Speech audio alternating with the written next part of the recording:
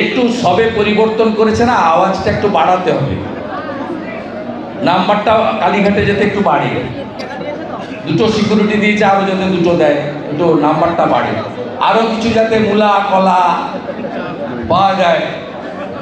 সৈকত মাইতির যদি পাতিখালির কাজ চলে যায়, আরো যদি কিছু কাজ HPL বা কোথাও কোথাও কাজ করানো লাগিয়ে যায়। অর্জুন বাবুর গাড়িগুলো সব বিক্রি হয়ে গেছিল তৃণমূলের অত্যাচারে, সে গাড়িগুলো যাতে আবার করা যায়। সম্প্রতি বিজেপি ছেড়ে তৃণমূলে যোগ দিয়েছেন হলদিয়ার বিধায়ক তাপসী মণ্ডল। তাপসী মণ্ডলকে ফের চ্যালেঞ্জ ছুড়ে দিলেন শুভেন্দু অধিকারী।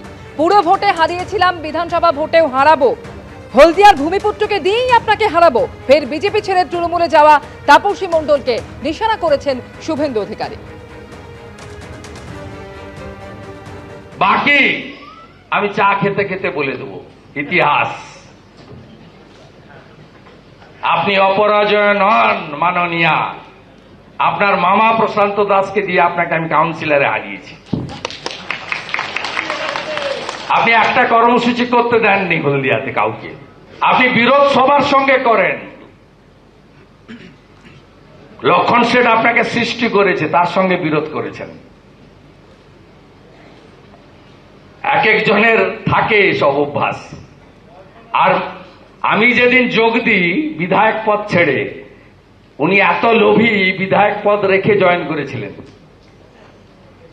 তফাৎ আছে আমার সঙ্গে উনার, বেশি কথা আমি ওর জন্য করব না। কাউন্সিলরে হারিয়েছিলাম মামা প্রশান্ত দাসকে দিয়ে। হলদিয়ার কোন ভূমিপুত্র ভূমিকন্যাকে দিয়ে বিজেপি আপনাকে হারাবে, বিজেপি আপনাকে হারাবে, বিজেপি আপনাকে হারাবে, বিজেপি আপনাকে হারাবে। হিন্দুদের মাটি দুর্জয় ঘাটে বুঝে নিবে দুর্বৃত্ত।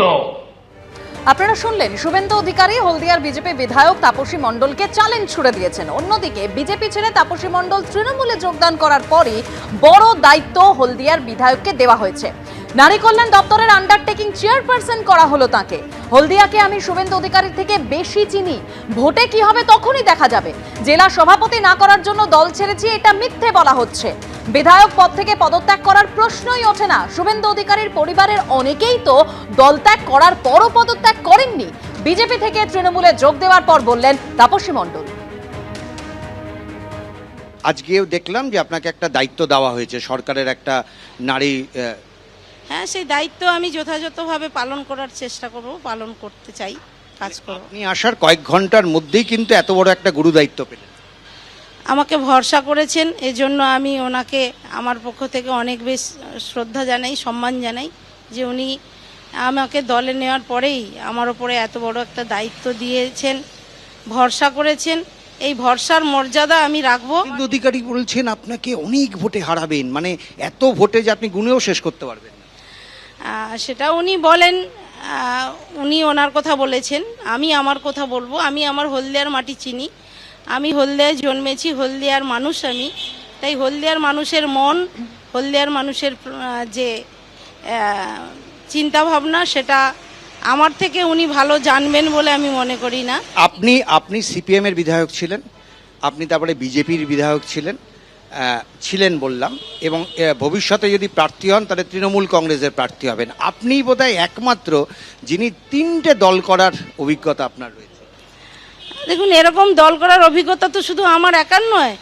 বর্তমান সময়ে দাঁড়িয়ে এলাকার পরিবেশ পরিস্থিতির উপর দাঁড়িয়ে মানুষ তার নির্দিষ্ট মানুষের দায়িত্ব নেওয়ার জন্য সিদ্ধান্ত নেন। তাই আমি আজকের যে সিদ্ধান্ত নিয়েছি, এটা পক্ষান্তরে আমার ক্ষেত্রে হয়তো প্রথম, নতুন, কিন্তু শুভেন্দুবাবুও তো 3টে দল পরিবর্তন করেছেন। যখন আপনি বিজেপির বিধায়ক ছিলেন, দলত্যাগী বিধায়কদের নিয়ে যখন আপনারা অভিযোগ জানিয়েছিলেন স্পিকারের কাছে, তাতে আপনারও সই ছিল যে যারা দলত্যাগ করছেন তাদের আগে উচিত পদত্যাগ করা। আপনি কি এই যে দলত্যাগ করলেন, পদত্যাগ করবেন? দেখুন, যখন আগেও যেটা হয়েছে সেটা পার্টির সিদ্ধান্তক্রমে আমাদের তখন সই করতে হয়েছে।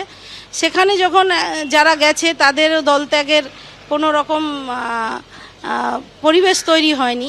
তাই আমার ক্ষেত্রেও সেই পরিবেশ তৈরি হওয়ার কোনো জায়গা আছে বলে আমি মনে করি। আগে যারা বিজেপি ছেড়ে তৃণমূলে গেছেন তারাও যেহেতু তৃণমূল ছেড়ে তো বিজেপিতেও এসছে, তাহলে তাদেরও তো সেইটা হয়নি।